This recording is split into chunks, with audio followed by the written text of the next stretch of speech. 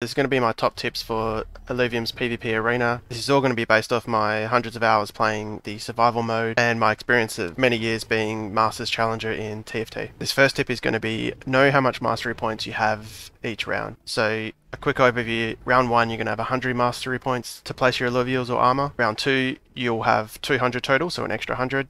Round 3 will be a total of 320, then 460, all the way to round 10, which is a 1,600. What I think will happen is probably a lot of these games will finish by round 4 to 6. From what I've heard, some of these games can be quite quick, and on the occasion they can be quite long as well. So I'm saying that we're going to do most of our theory crafting, given that we'll probably have between 300 to 700 mastery points. So if you didn't know, this is going to be a 1v1 scenario as opposed to TFT where it's a free-for-all with multiple people.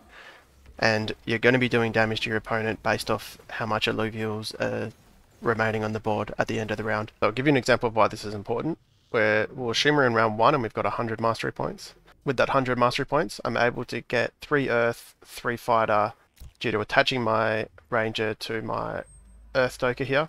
And this is going to be super strong. And I only had 5 mastery to spare. This is in contrast to maybe playing something a lot more expensive.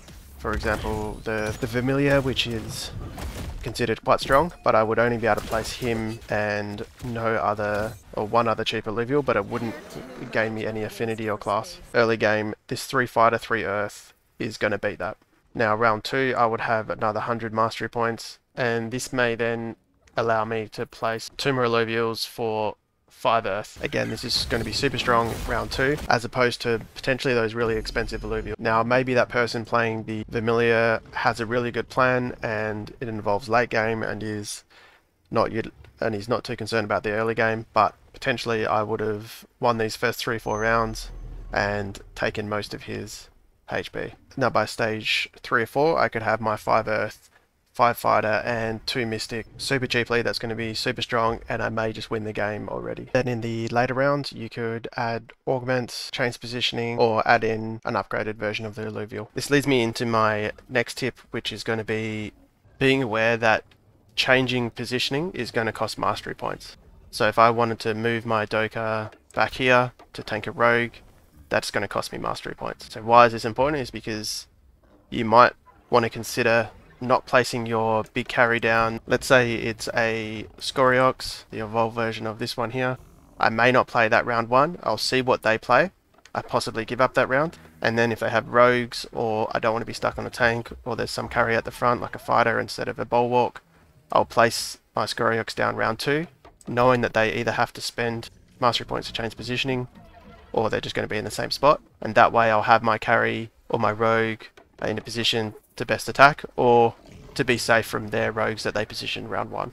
Okay, so this tip is to potentially just consider getting good at 1 to 3 comps. This is mostly if you're just trying to get a relatively high rank, you're not worried about being best in the world, which is how I maintain Masters and Challengers for most of my TFT journey. I didn't necessarily play the absolute best meta, and I didn't know every comp, and I was still able to maintain Challenger. So how this might look is, so even if the comp you're going for isn't the absolute most OP meta at the time, as long as it's relatively good and you play it really well and you know the matchups and you've just played it dozens of times, you know the order that you're playing in, everything's down to a T, this should be more than enough to get you to a high rank. Again, if you're wanting to be best in the world, you'll probably need to know every single comp, hyper, which I'll go through, and be able to pivot. So this leads me to my next tip, which is just going to be good comp examples that I think you could probably just start with and get the ideas rolling. So what I would suggest is 3 fighter, 3 earth, and maybe 3 bulwark. So something similar to what I have on my board at the moment, which I kind of already touched on. It's quite simple. It's going to be good early to mid game. Throw in the 2 mystic or possibly enchanter just for some support. Mystic is a little bit easier to have access to. It gives you, every 8 seconds you're going to get a shield and to your whole team and attack speed. Whereas Enchanter, when the Illuvial Omegas, it's going to give a shield to everyone. So Fighter, Earth, and maybe 3 Bulwark and Mystic. The other comp I would suggest looking at would be using the Ripe Lance, which I'll show an example of. Ripe Lance is very good with Toxic. This will mean that your Ranger will also be Toxic, and you'll have a weapon on him. And if you get the right attachment to your ranger and the weapon, you can also go toxic berserker and just take your 2 mystic like I have here. Ripe lance will be toxic and berserker. I would suggest even just going toxic ripe lance, ignoring berserker, and getting toxic mystic on your ranger. This will mean you'll have 3 to 4 mystic, which will be huge. You'll have toxic on your ripe lance and your ranger for that poison damage, which is a true damage over time, which is huge. And you'll have that survivability with Mystic. Ripe Lance on his own does % HP damage with his Omega, so he's going to be able to get through the tanks. And between Mystic and your support, you should be able to tank most of their carries. And with the augments on Ripe Lance, I would suggest making him extra tanky. So maybe give him Thorns and some defensive stats and just rely on that Toxic. Those are 2 comps that I would suggest. If you want to play a more mage build, Water can be very good. So going 5 Water and then Flish, and then using the Jewel off as well. So you would set your Flish up on one side and the Jewel off on the other side. They're both water. You could potentially go Tsunami in the late game, putting down a Axodon and Geyser.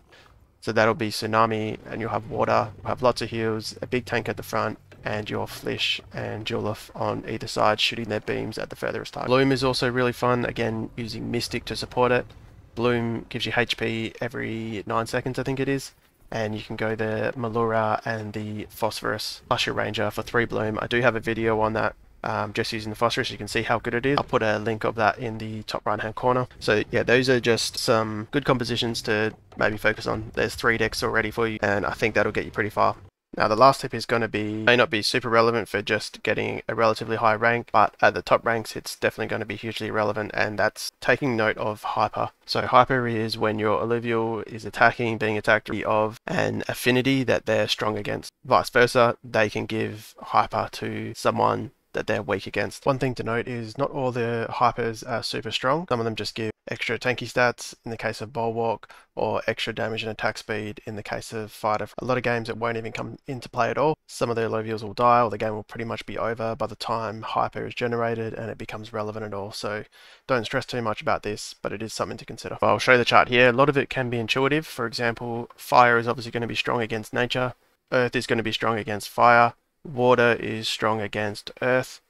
And then you have Air or Wind, which maybe not so intuitive, but that's going to be strong against water and weak against nature. Now those are the main strengths and weaknesses, so they're going to be essentially 2 times as effective either way, but they also go across. So for example, water is going to be strong against fire, which again, intuitive, but water isn't going to be as strong against fire as earth is. Again, it's fairly intuitive, but it's not so intuitive when you're playing, when your mind's already focusing on what Illuvials to play, how much mastery points you have, the positioning, getting your augments down, what carries you want to put down. But again, this ties back to one of my earlier tips where you might save your carry for round 2 or 3 and be able to position him.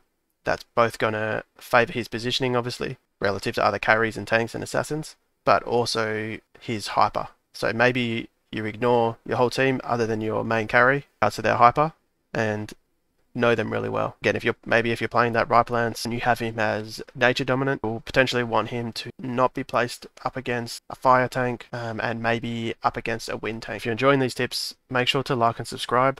I'm going to be coming out with lots more tips, lots more gameplay, so stay tuned. And one bonus tip is join the Discord. I'll be linking it down below, and pick a good guild as well. You'll find lots of help, lots of tips. I'm part of Hyperion, which is an arena focused guild, very active guild, a lot of helpful people in there. You can either find the link below or go through the Illuvial Discord. So join the Illuvial Discord and there'll be a channel there for the guilds and you can pick one from there. I hope you enjoyed that. I hope you got something out of it. If you did, make sure to like and subscribe, and we'll see you next time.